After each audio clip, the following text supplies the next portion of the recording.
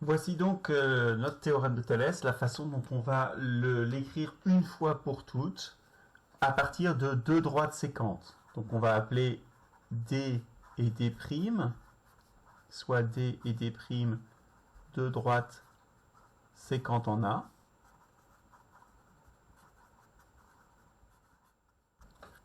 Par exemple, en voici une et voici une seconde.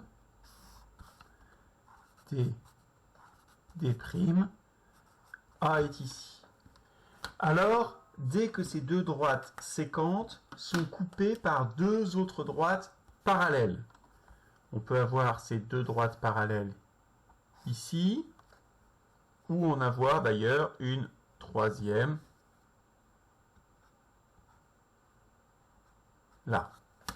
Comme ça, on aura toutes les configurations en une. Je vais regarder plutôt ces deux-là, mais c'est la même chose.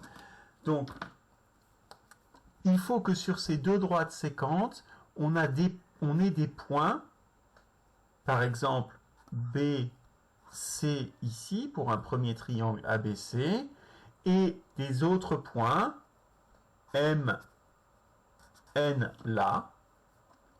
Donc, soit B et M sur la droite D, vous voyez, B et M sont sur la droite D, soit des points C et N sur la droite D', telles que les droites BC et MN soient parallèles. Dans ces cas-là, le théorème de Thalès s'applique et on peut écrire qu'on a la double égalité du théorème de Thalès, à savoir que AM sur AB